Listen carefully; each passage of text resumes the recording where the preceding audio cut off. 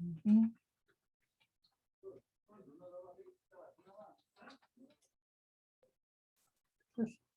Teacher, Yes, please. creo que la luz se está yendo aquí en la casa porque el aire está como perdiendo fuerza. Yes. Si, si me llevo a desconectar es porque me quedé sin luz. Okay. Thank you for letting us know, Aaron. Thank you. Ah,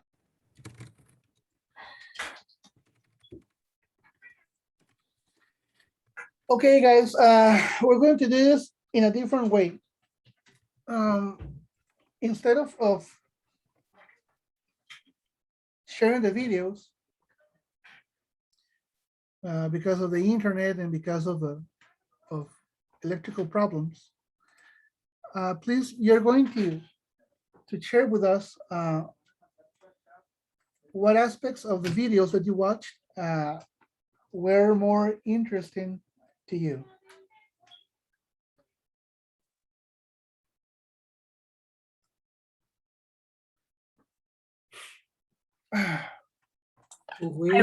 I rather prefer show you my video because it lasts only 2 minutes or 37 seconds. We have a very short PowerPoint presentation, so if you like, we can share with you. Okay, well, okay. If you feel more comfortable presenting your work, okay, just let me allow you to share. Mhm. teacher, Yes. the video we used two links for. We divided it into parts because we couldn't get the videos together. Okay. Okay. So team number one.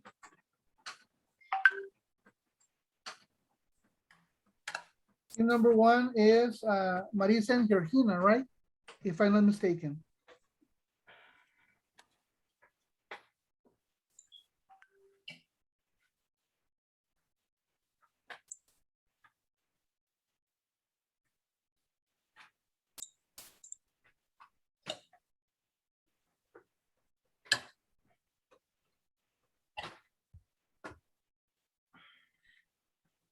So Marisa and Georgina, whenever you're ready, you can share with us your presentation or your video.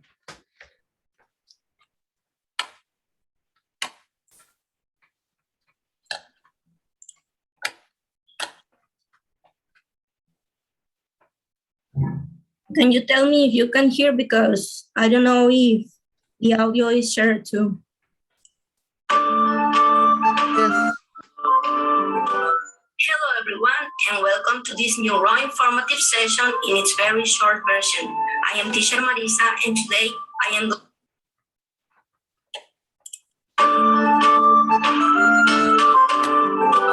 Hello everyone, and welcome to this new raw informative session in its very short version.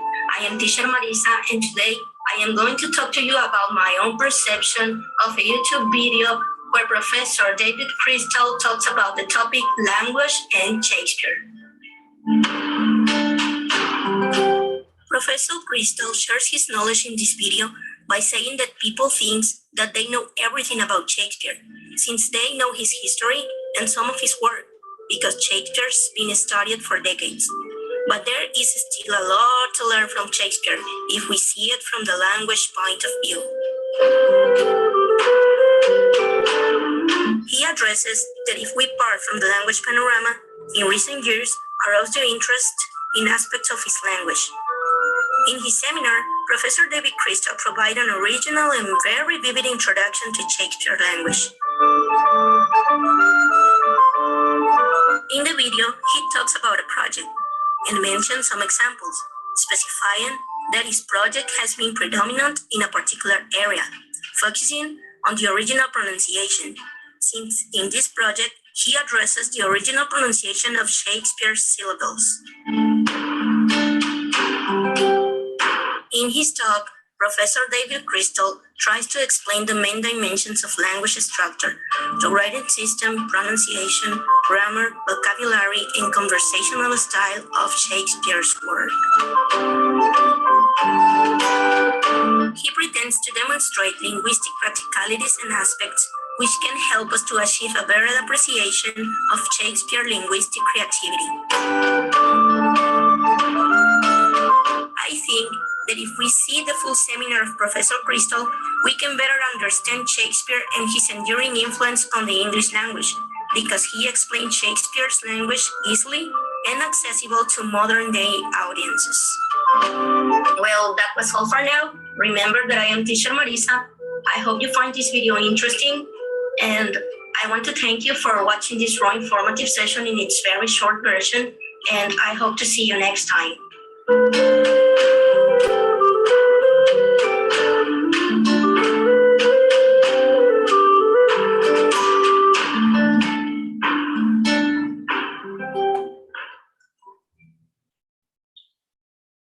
That is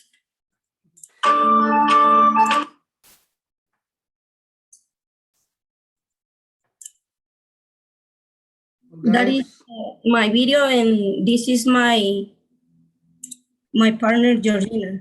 okay.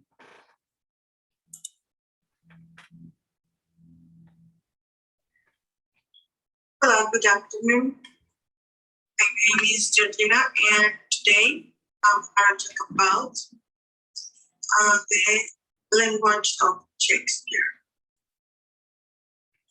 I find it interesting to know about the language that Shakespeare uses in his plays. As David Crystal says, with only 5 minutes studying his works, we can see that there are many things to learn from him. His region of original pronunciation, he called it OP, is a topic from which we have a lot to learn. We know that in the passage of time, the pronunciation has a remarkable change. And hearing him say a part of the work of Romeo and Juliet makes me feel emotion. The pause, the reading, and the intonation make me want to see the work in the original language. It is certainly important to know that the change of the pronunciations has had over the time, but about all, I would like to be able to learn to read all his work correctly. The way he explains the different pronouncements that exist today, like the West Country, America, Kingdom, Australia, and so on, made me see that he make it so easy.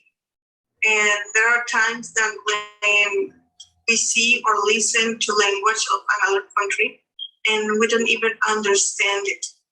And everything is just because of the fact of pronunciation. With the use of the OP, they realized that pronunciation became more accessible to everyone. They could speak the language and understand.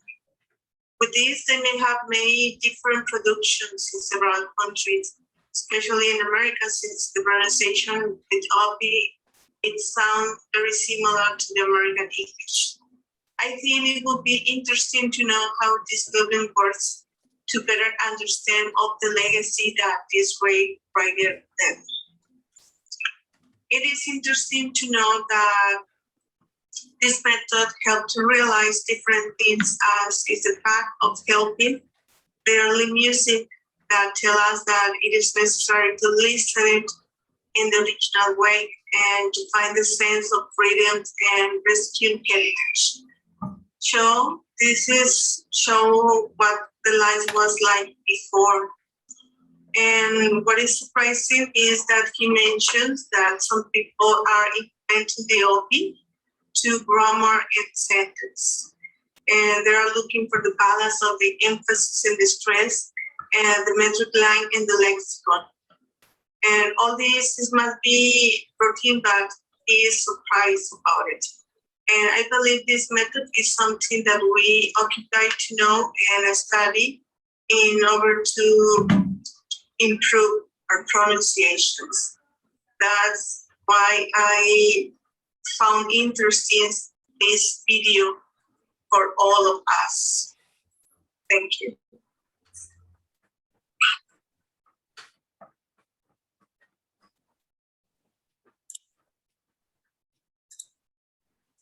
That was all participation, teacher. Well, Marisa and Georgina, great. I applaud you. And excellent participation. Excellent works. Thank you. Thank you really much. Very well done. Thank you, guys. Okay, now we'll continue.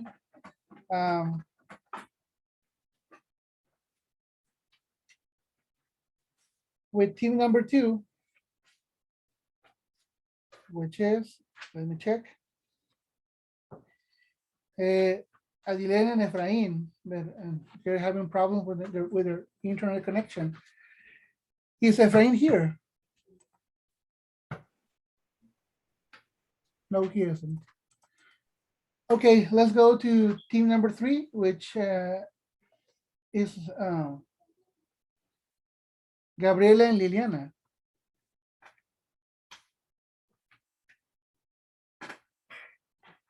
Yes. Can we share the Sure. screen, teacher? Of course. Teacher Miriam says Okay. if you can accept. She's already in, I believe. I'm already here, Josue, thank you. Okay. Yes, thank you. Sorry, Thank you. Miriam. I'm going to share my screen, teacher. Okay.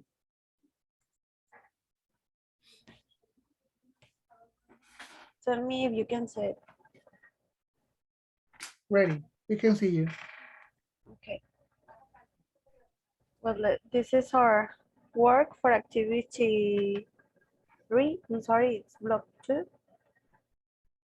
It's about research and the renaissance of the English theater, the closed language, and it's also about an investigation or yes, investigation of David Crystal.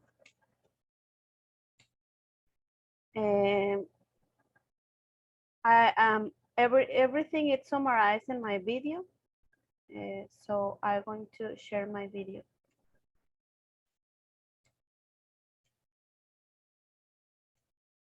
Tell me if you can hear it.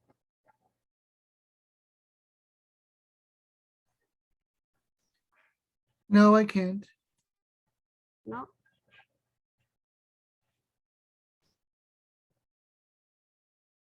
No? Dale compartir sonido para que podamos escucharlo, Gaby. ¿Cómo? Creo que está en la parte de arriba. A ver, espérame.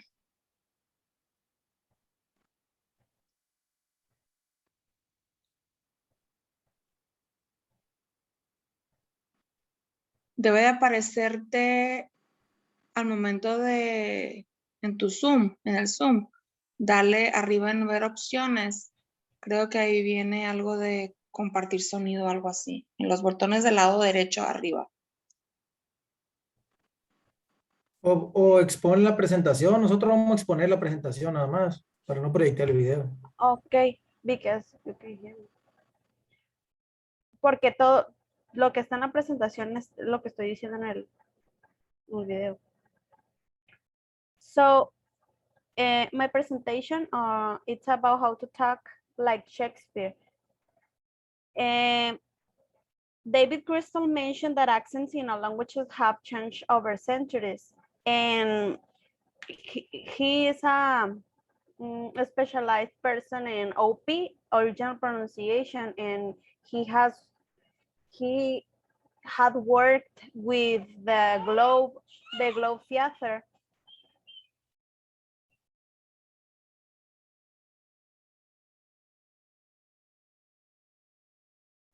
Sorry. So he explains that the original pronunciation become a movement around the world. This is a very popular movement, and a lot of persons have shown a huge amount of interest on it. So, but how did they sound in, this is my mistake, 1600? How do you know? So according with Crystal, you can know because first of all, we can take a look at the way in which rhymes. Shakespeare obviously knew how to rhyme. So in which rhymes that no longer work in English would have worked once upon a time. You look Shakespeare's sonnets, for instance, and we can find the word love. We can find the word love rhyming with proof and move. So either was love and proof, or it was love and proof. So through doing research, you can find out that it's love and proof. Also, you go to the writers of the time who actually wrote about pronunciation. Ben Jonson, for example, wrote an English grammar, and in that, at the beginning, he lists all the letters of the alphabet and says how they are to be pronounced. So this is another strategy to know how Old English was pronounced in those times. And finally, spelling. The spelling had not standardized in 1600. From about 1800 on spelling were very regular. But before that, you spell the way you spoke. And so you can use spellings in order to work out how something might be pronounced. And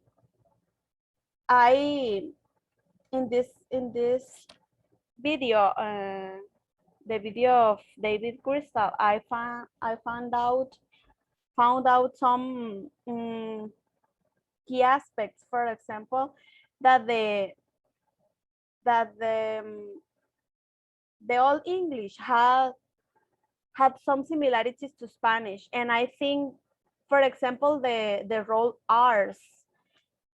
The Spanish people pronounce the R's like alveolar. It's an alveolar sound, like because English is German, and they had also some similarities in pronunciation with some words in Spanish like porción, invención. They pronounce that words almost in the same way. So I think these similarities were because in those times Latin and German were some influent languages to Old English. And what more? I think that's all that was I found in that video. Okay, I Gabby, can share my video. Sorry. don't worry. It was a very good explanation, very complete. Don't worry. Thank you. Yes, indeed. Yeah, English has some words from Latin, and that are similar in Spanish, as you mentioned. Very good. Yes, and in some sounds, it has very similar sounds, original pronunciation with Spanish. Thank you, Gabby. Thank you. Very good. Thank you. So, a round of applause for Gabby. So, Liliana, is the same work, or you're going to present something else?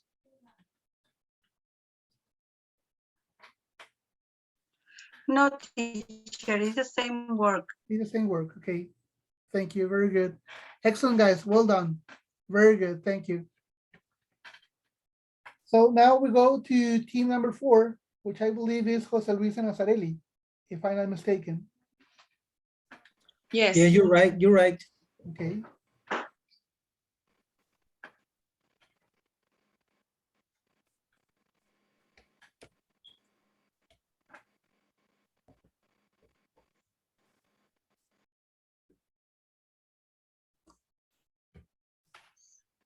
Okay, I will start.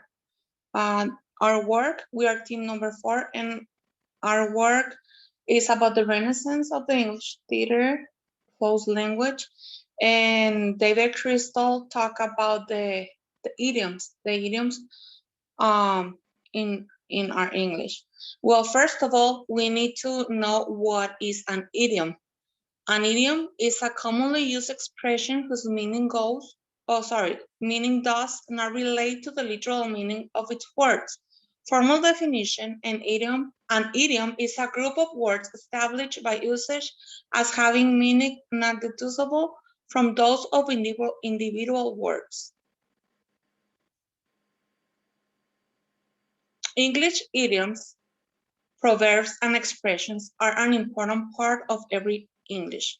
They come up all the time in both written and spoken English because idioms don't always make sense literally.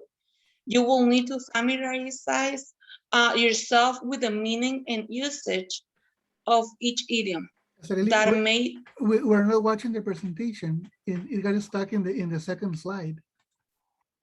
Oh, sorry. There, yeah, thank you. Okay, I will start again. English idioms, proverbs, and expressions are an important part of everyday English.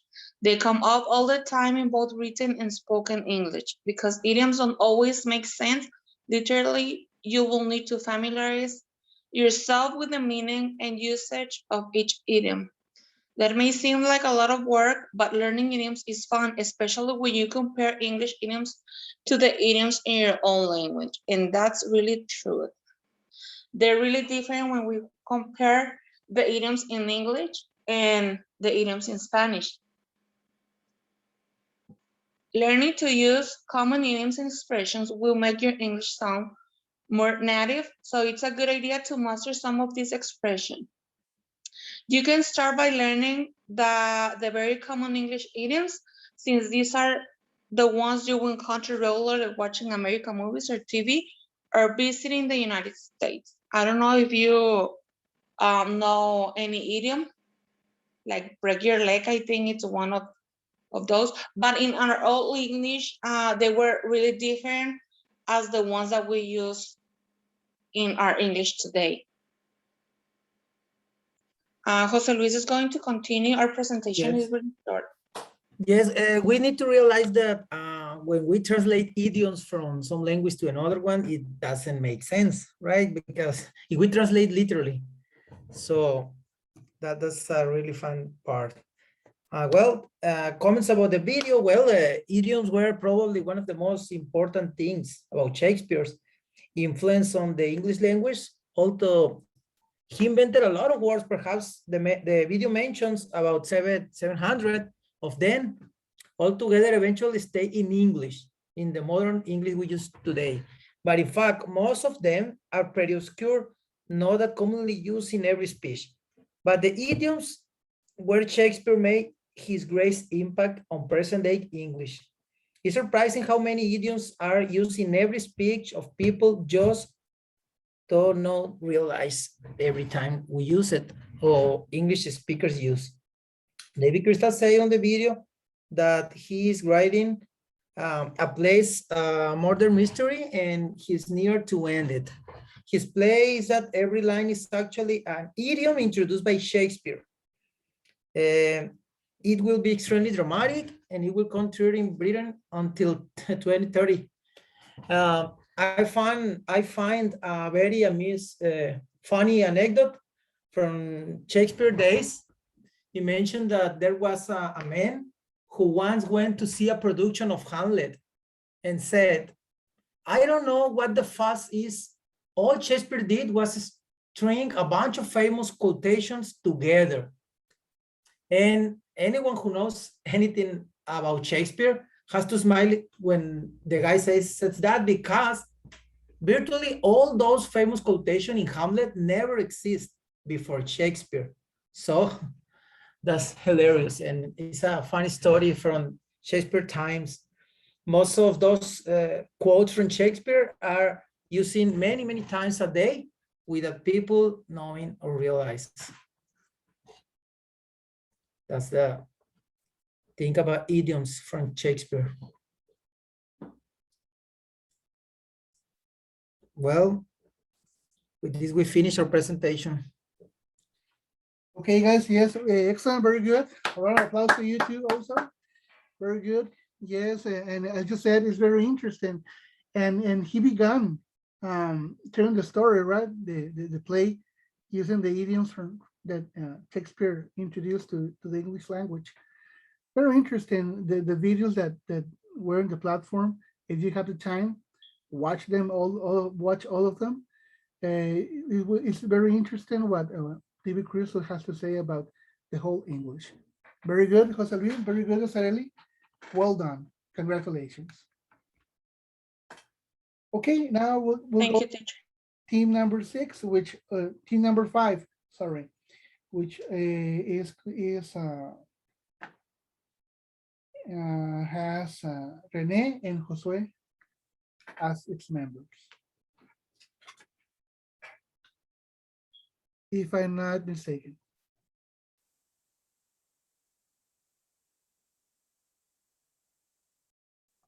And whenever you're ready, guys.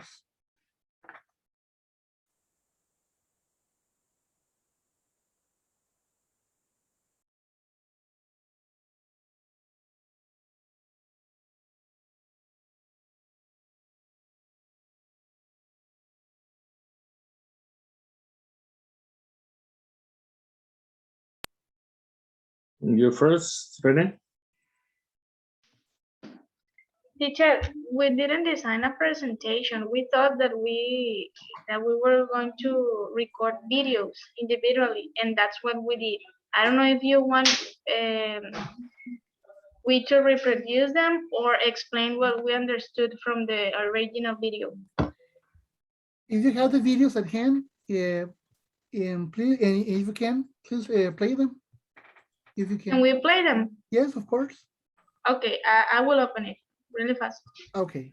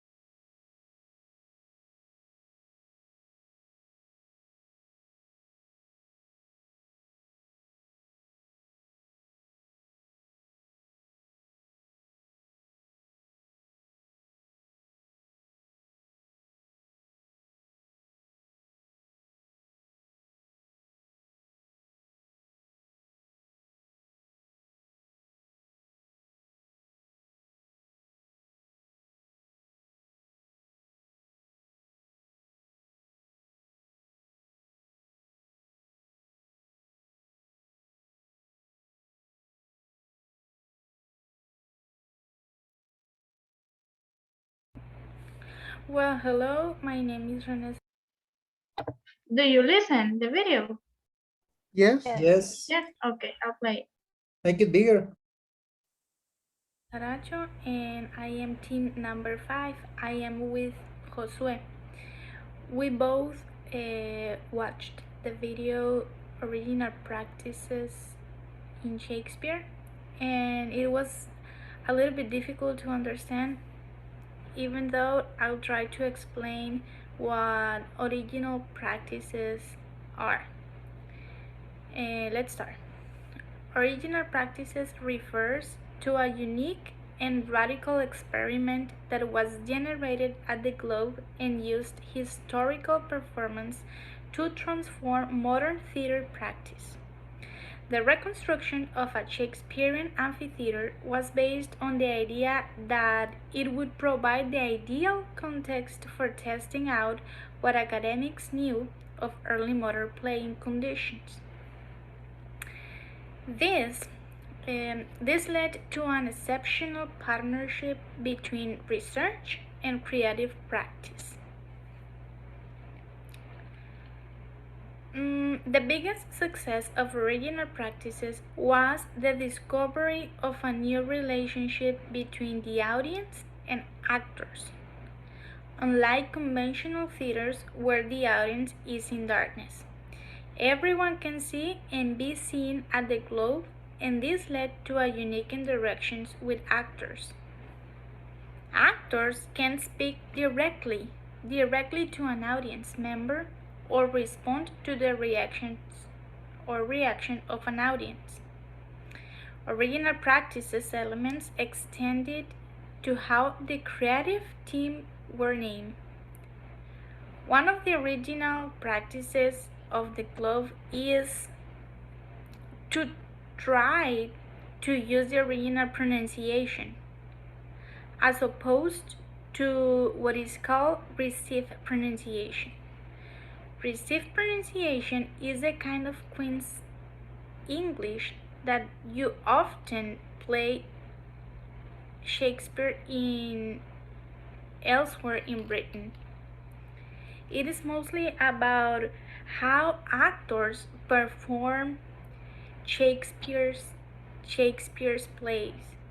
For example, the way they perform, the clothes they wear, the way they speak, the way they pronounce.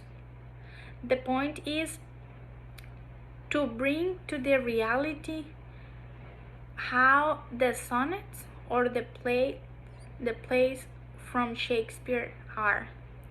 For example, the point is that if someone is like for example is seeing a, a, a performance,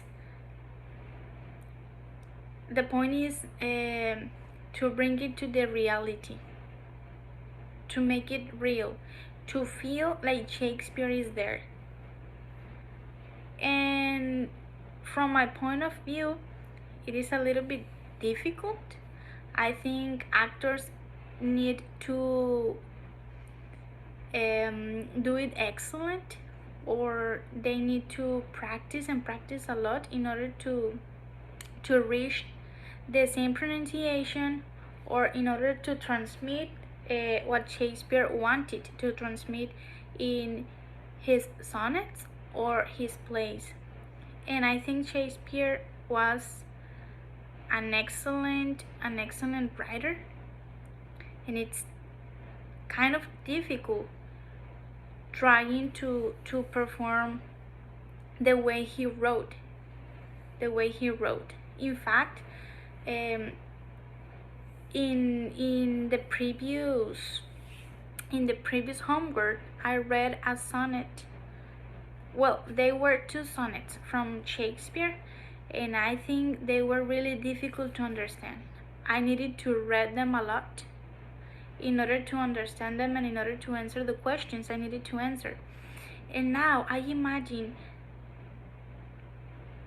how frustrated is the way the actors feels or felt when they need to perform and when they need to transmit what Shakespeare wrote in every single sonnet or in every single play.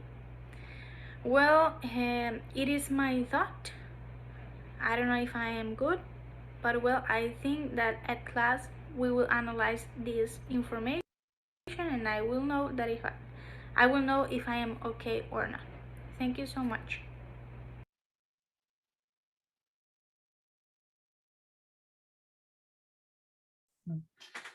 Oh, excellent insight, Rene. Very good insight that you're providing us. And yes, that's your opinion, and it's very welcomed.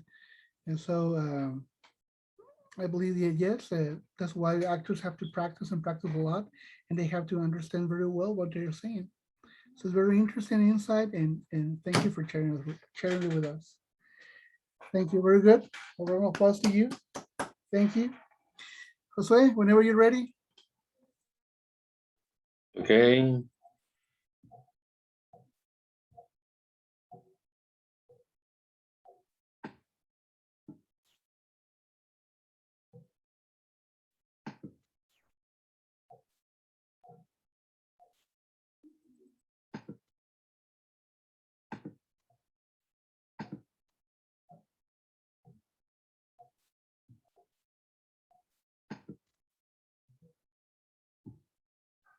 Según yo lo había abierto, pero no me aparece, déjame ver.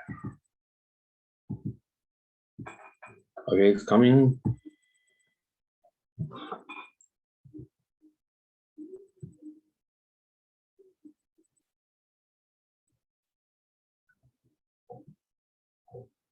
¿Sí se mira? No, ¿Se mira y se escucha? no, Okay, talking about Shakespeare. ¿Todavía no, profe? no. Ya se escuchaba. Ya se escuchaba, pero no se miraba la imagen. Y eres tú con el fondo. Ah, Estoy yes, en it mute. is. Yeah, okay, yes, I was mistaken. Sorry. Yes, continue. Sorry. Ok. Ahí está.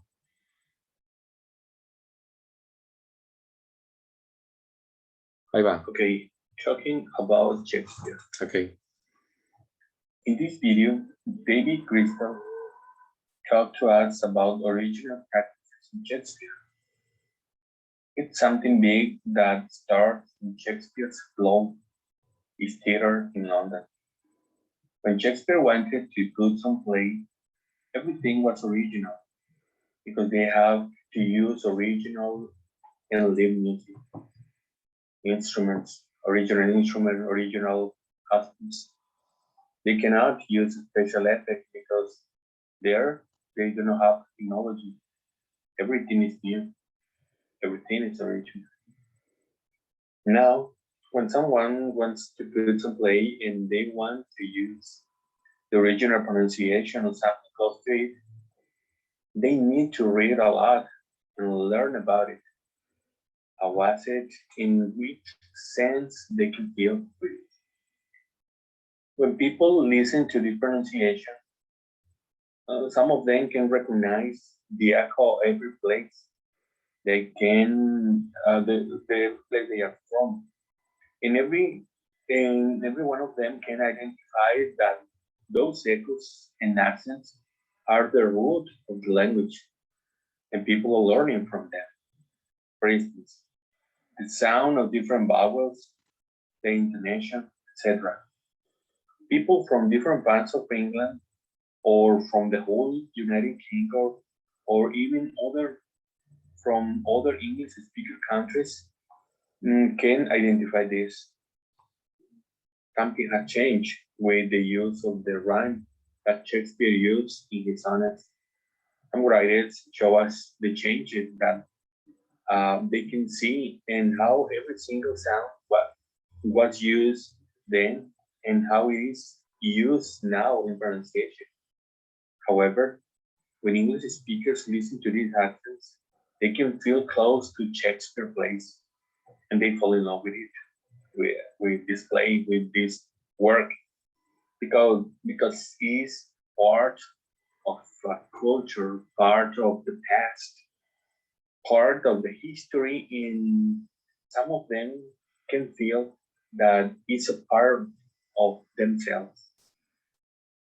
New plays in original pronunciation, I think that can produce new effects, but you can learn something new about Shakespeare all the time, despite the sound, the accent, or the pronunciation. Because despite Shakespeare is not alive, his work is alive, and people can know about Shakespeare because they can see the play, they can read a book, they can read a sonnet, poetry, they can and this is something that we can take a lesson from this, because sometimes when people did not hear, like Shakespeare case, other can know it, other can know with the work, with their work, with my work, people can know about me. In this case, Shakespeare